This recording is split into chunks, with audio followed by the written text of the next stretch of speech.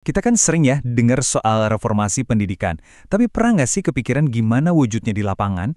Apa yang benar-benar dibutuhin buat ngubah sekolah dari yang cukup baik jadi luar biasa? Nah, hari ini kita bakal lihat langsung sebuah cetak biru dari Manado yang nunjukin prosesnya, langkah demi langkah. Ini dia pertanyaan besarnya kan. Gimana caranya kita ngambil sekolah yang sebenarnya udah jalan, terus kita dorong biar jadi hebat? Ini bukan sulap, tapi ini soal sebuah proses yang ya terstruktur banget. Yuk kita mulai dari langkah pertamanya. Coba deh kita pakai analogi ini. Anggap aja sekolah itu kayak organisme hidup.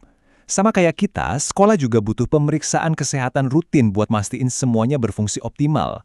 Nah, buat itu kita butuh spesialis, semacam dokter sekolah gitu, yang tugasnya mendiagnosis masalah sebelum jadi makin parah. Proses utamanya itu disebut pendampingan. Nah, ini penting banget buat dipahami ya. Ini tuh bukan inspeksi buat nyari-nyari kesalahan, justru sebaliknya. Ini adalah proses kolaboratif. Coba bayangin seorang pelatih yang kerja bareng atletnya, bukan buat ngehakimin, tapi buat ngasah potensi dan nemuin strategi menang bareng-bareng.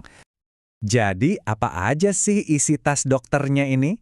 Gimana caranya seorang pendamping ngumpulin informasi buat bikin diagnosis yang akurat? Fase ini tuh isinya soal ngumpulin data secara teliti, kayak detektif lagi nyari petunjuk gitulah. Prosesnya metodis banget dan dibangun di atas rasa saling percaya. Semuanya dimulai dari ngobrol, bukan langsung periksa-periksa. Setelah konteksnya dapat dari pertemuan awal, barulah data-data kayak rapor dan absensi dicek. Terus, yang paling penting, si pendamping ini masuk ke jantungnya sekolah, yaitu ruang kelas, buat lihat langsung proses belajar mengajar. Nah, akhirnya, semua temuan ini didiskusiin bareng para guru buat bikin rencana aksi yang jadi milik bersama, bukan dipaksain dari atas. Oke, setelah semua data kekumpul dan observasi selesai, tibalah saatnya diagnosis resmi. Jadi, apa hasil pemeriksaan kesehatan sekolah ini? Dalam laporan, ini disebut sebagai temuan, dan ini dia yang mereka temukan. Temuan kuncinya itu dibagi jadi 3 area yang saling nyambung. Pertama, masalah fundamental di administrasi. Dokumen yang nggak rapi itu bisa menghambat segalanya. Kedua, inkonsistensi di ruang kelas, di mana kualitas pengajaran antar guru beda-beda banget. Jadinya pengalaman belajar siswa jadi nggak setara. Dan ketiga, kehidupan sekolah di luar kelas terasa lesu, partisipasi siswa di ekskul rendah banget. Ini 3 gejala utama yang harus ditangani.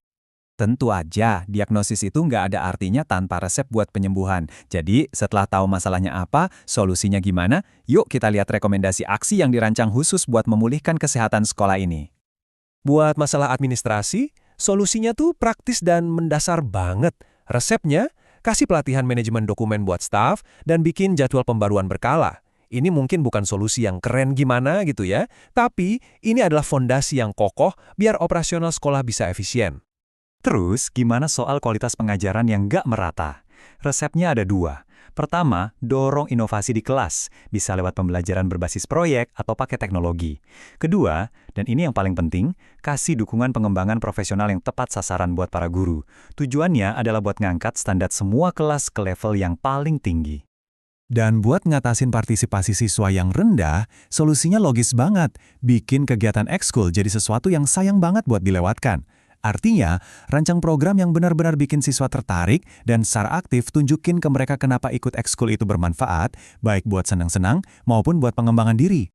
Seperti yang kita tahu ya, kerjaan dokter itu nggak berhenti setelah resep dikasih.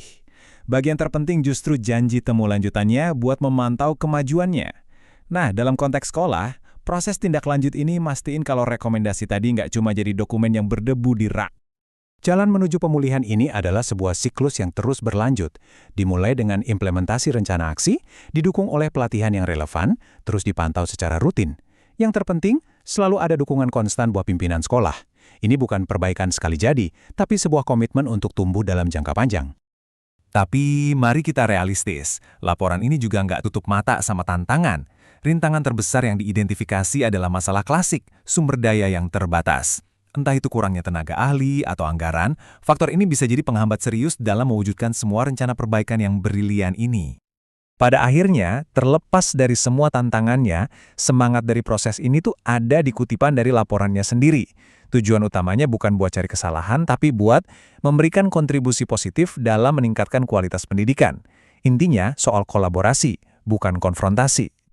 Nah, setelah kita bedah cetak biru ini, coba deh kita refleksi sebentar. Kalau Anda punya kesempatan jadi dokter sekolah di lingkungan Anda, dan Anda cuma bisa ngasih satu resep perbaikan, kira-kira apa yang bakal Anda sarankan? Apa satu hal yang menurut Anda bakal ngasih dampak paling besar buat siswa-siswa di sana?